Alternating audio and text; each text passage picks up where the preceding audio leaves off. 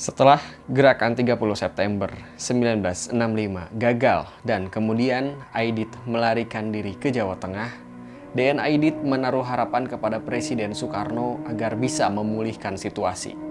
Upaya ini adalah upaya meminta pertolongan terakhir DN Aidit karena kedekatannya sekaligus dirinya pada saat itu menjabat sebagai Menteri Koordinator di Kabinet Dwi Kora Soekarno.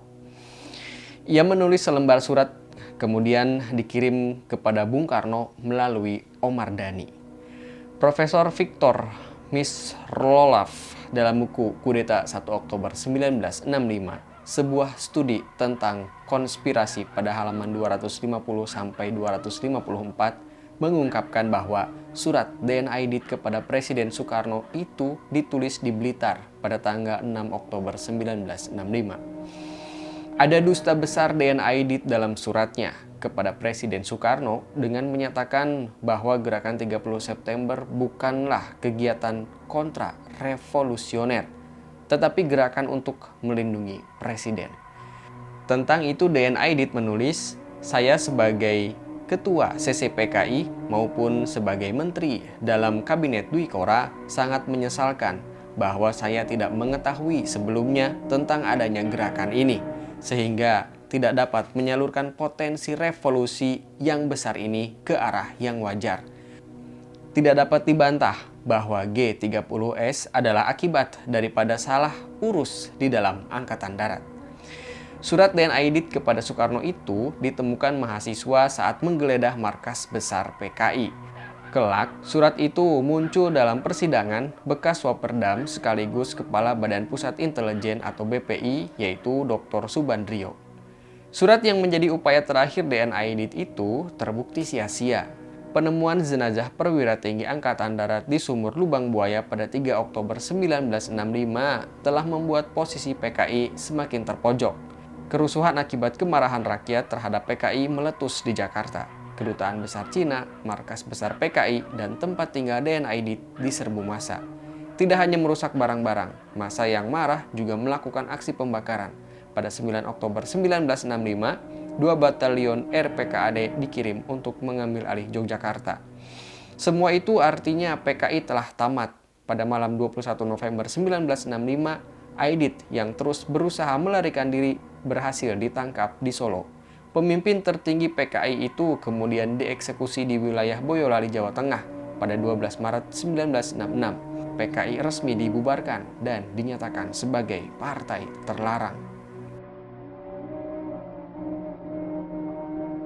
2. Kisah DN Aidit meminta Soekarno mempersenjatai 15 juta buruh tani layaknya tentara. Pada masa demokrasi terpimpin, PKI menjadi partai besar di Indonesia setelah meraih suara terbanyak kedua dalam pemilu 1955. PKI mendukung penuh kebijakan-kebijakan Soekarno, termasuk konfrontasi dengan Malaysia dan anti-imperialisme. PKI juga memiliki basis massa yang kuat di kalangan buruh dan tani, yang sering melakukan aksi-aksi demokrasi dan pemogokan untuk menuntut hak-hak mereka. Pada awal tahun 1965, Perdana Menteri Cina Zhou Enlai menawarkan bantuan sebanyak 100.000 pucuk senjata ringan kepada Indonesia. Kemudian Aidit mengusulkan agar 15 juta buruh tani dipersenjatai sebagai angkatan kelima. Menurut Aidit, buruh tani adalah kelompok rakyat yang paling revolusioner dan paling setia kepada Soekarno. Aidit juga berpendapat bahwa buruh tani yang dipersenjatai dapat menjadi antisipasi terhadap ancaman dari Malaysia dan imperialisme barat, serta menasakomisasi angkatan bersenjata yang didominasi oleh angkatan darat. Usulan Aidit ini ditolak oleh sebagian besar jenderal angkatan darat yang merasa terancam oleh rencana PKI. Salah satu yang menentang adalah Jenderal Ahmad Yani, yang saat itu menjabat sebagai Panglima Angkatan Darat. Yani menganggap usulan Aidit sebagai upaya untuk menggulingkan pemerintahan Soekarno dan mengambil alih kekuasaan. Yani juga mengkhawatirkan dampak negatif dari persenjataan buruh tani terhadap stabilitas dan keamanan nasional. Akhir kisahnya, usulan Aidit ini tidak pernah terrealisasi karena keburu terjadi peristiwa G30S pada 30 September 1965 yang diduga melibatkan PKI sekaligus menghancurkan partai itu. Mahaputra. Bintang Mahaputra merupakan bintang sipil tertinggi setelah Bintang Republik Indonesia. Diberikan kepada mereka yang berjasa luar biasa terhadap nusa dan bangsa dalam bidang tertentu di luar bidang militer. Bintang Mahaputra terdiri atas 5 kelas. Adipurna untuk kelas 1, Adipradana untuk kelas 2, Utama untuk kelas 3, Pratama untuk kelas 4, dan Nararya untuk kelas 5. 13 September 1965 atau 2 minggu sebelum meletusnya G30 SPKI, DN Aidit menerima Bintang Mahaputra kelas 3 dari Presiden Soekarno saat dia menjabat sebagai Menteri Koordinator. Dalam upacara kenegaraan penganugerahan, Soekarno menyebut Aidit adalah pahlawan teladan terutama dalam menjalankan politik nasakom, yaitu nasionalis, agama, dan komunis. Banyak yang menilai Bintang Mahaputra untuk Aidit sebagai tanda semakin mesranya hubungan antara PKI dan sang presiden. Hal ini yang lantas kemudian membuat panas Angkatan Darat, seteru PKI. Namun, kemudian pada 5 Juli 1966 atau hampir 1 tahun setelah peristiwa berdarah gerakan 30 September 1965, tanda penghormatan itu dicabut. Saat tanda kehormatan tersebut dicabut, Aidit diyakini sudah tewas karena diburu Angkatan Darat atas tudingan pembunuhan 6 jenderal pada malam berdarah itu. Kisah DN Aidit yang berani, permalukan, dan sebut Soekarno sebagai pemimpin yang punya banyak istri. Momen tersebut rupanya terjadi dalam gerakan Kongres 2 pada 28 September 1965 atau 2 hari sebelum meletusnya G30S. Kala itu ribuan anggota konsentrasi Gerakan Mahasiswa Indonesia atau CGMI yang merupakan organisasi kemahasiswaan underbau PKI menuntut agar Himpunan Mahasiswa Indonesia atau organisasi HMI dibubarkan karena memiliki pandangan politik yang berbeda.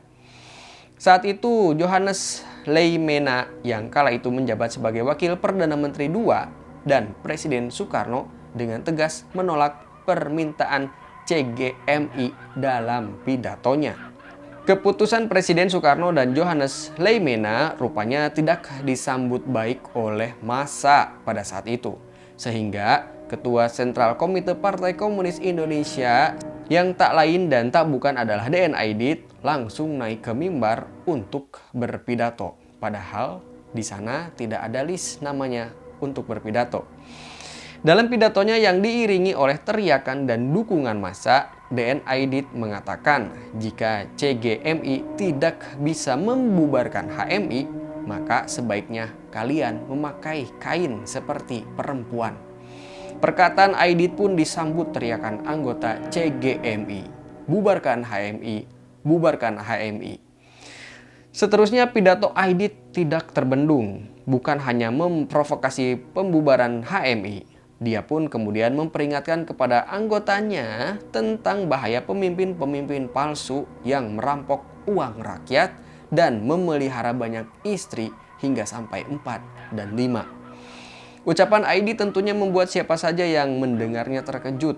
Massa tentunya tahu siapa yang dimaksud oleh Aidit. Namun tidak ada satupun yang berani menatap Bung Karno.